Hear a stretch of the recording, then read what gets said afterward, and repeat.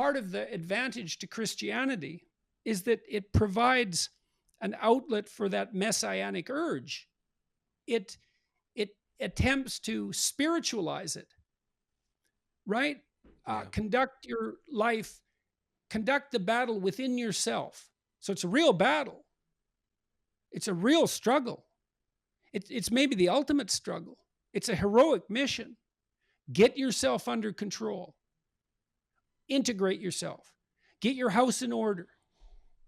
That'll that'll provide something that's sufficiently compelling if you do it seriously, so that ideology will look like a it will pale as a in comparison as an attraction.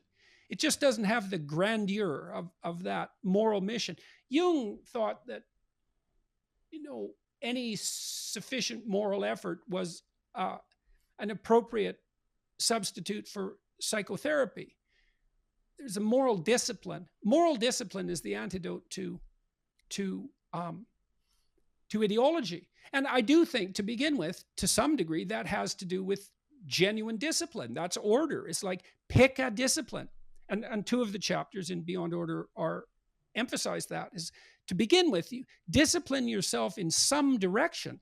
At least you learn how to devote your forces to a single end that way.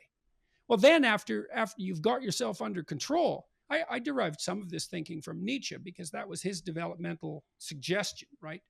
Not only for individuals, but also for cultures. He thought that Europe, the European mind, so to speak, had disciplined itself by insisting that everything be explained under the rubric of Catholicism, essentially. Everything had to be explained using that one explanatory system. And then once the capacity to manage such explanations was put in place, then that capacity could be used to solve other problems, and those would be scientific problems, let's say. I think that's a viewpoint that Jung adopted and extended in his analysis of the emergence of science from alchemy.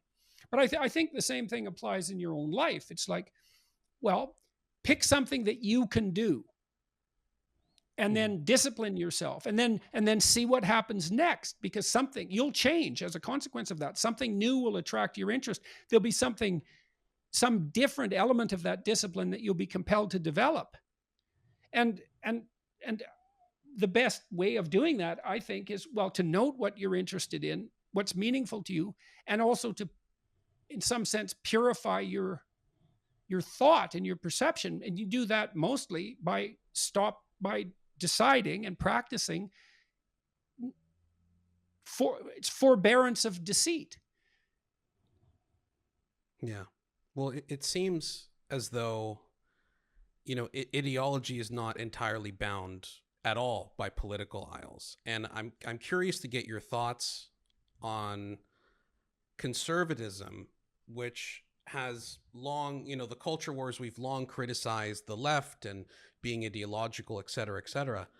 And, many Trump supporters might not be happy to hear this, but there is a fanatical element to the reality of what happened, for example, on January 6th with the supposed insurrection of the Capitol. I don't know if you witnessed that event, but those were supposed conservatives, but they were nonetheless, many of them, when arrested, were shocked and in disbelief that they were arrested. It was a very bizarre event. So I haven't heard you talk about it. I'm sort of curious to get your thoughts on what that meant. What did that mean, to where you have a shirtless shaman sitting in the Speaker of the House's chair? Well, I looked him up, and he's clearly a narcissistic. He's a singular sort of character, and it isn't obvious what general conclusions you can draw from him. That character in particular. With regards to right-wing extremism, well,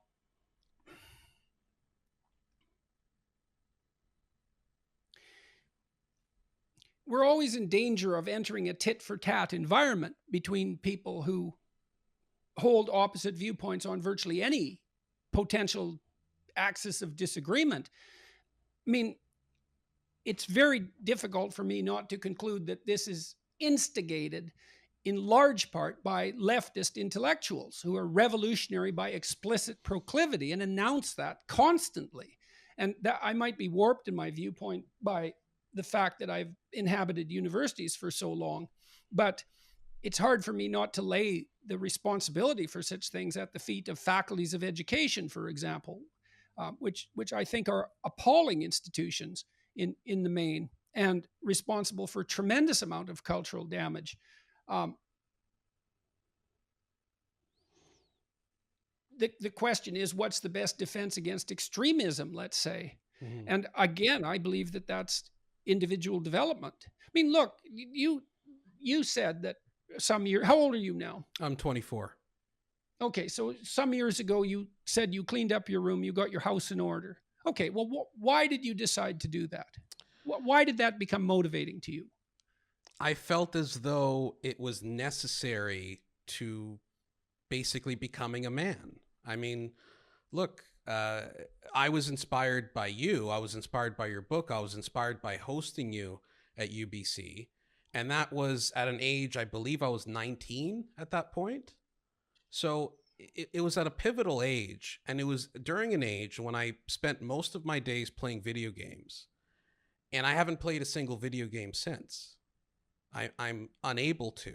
It just, something during that period changed me. And I still can't describe what it was. I just knew that what I was doing was not sustainable. So maybe it is a delayed gratification to the fact that a dirty room will make me less productive and less able to function as an adult in society.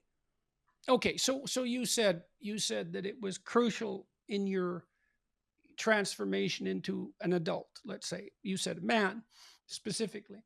Well, we could say you decided to take responsibility for something that was real. Like a room is real, right? It's part of the world. It's part of the cosmos. Yeah. There it is, and it's yours. It's yours to do what you will with. And it's easy to denigrate that. Well, it's just my room. It's like, well, God only knows what you can get up to in your room. People can get up to some pretty damn dark things in their room alone or with their computer. That's for sure. So who knows how much good you could get up to? So you decided, by all appearances, or something gripped you so that you decided that you would take responsibility for it. So you put your room in order. So, and you said you were left with very little at the end of that process. Yes. So you Yes. got rid of a lot. Yeah, I got rid of a lot because I found that, again, with my upbringing, I mean, just to give you a quick idea, I had grown up essentially in poverty in Greece. And when I came to Canada, I very quickly, I guess, became spoiled by everything we have here. And it sort of consumed me to such a degree where I'm covered in video games and different useless things that don't help me become a better person. So what I found was when it was all cleaned up, there wasn't much left. Not much Right now, left at that's all. an interesting observation psychologically, because I would say too that that's also true spiritually when you clean yourself up, is you may find to begin with that if you get rid of all the dross, all the dead wood, there's like 5% of you left standing. Yeah. And that's really daunting. But then again, it's like a forest eradicated by fire. It's like it's the place where new growth can occur. And you need that burst of new growth in late adolescence because you need to catalyze your adult development if that's going to happen. Now, you can stay adolescent, and that does happen to many people, but it's not preferable. That's the thing. And I also think that's something that we don't really inform children of very well anymore in our society, that it's actually because we worship youth to such a degree. And it's too bad because it's actually better to be an adult than to be a child. I mean, childhood has that magic that I did write about in chapter 8, those intimations of immortality in childhood, and that purity and spontaneity. There's something remarkable about that. But all things considered, children are at the whim of all forces beyond their control. They have virtually no true autonomy. And that is something that you can have when you're an adult if you're organized, if you've organized yourself and you've become at least to some degree autonomous. which means you're also not a puppet of your own whims. If you like that video and want to see more, please make sure to subscribe to The Post Millennial.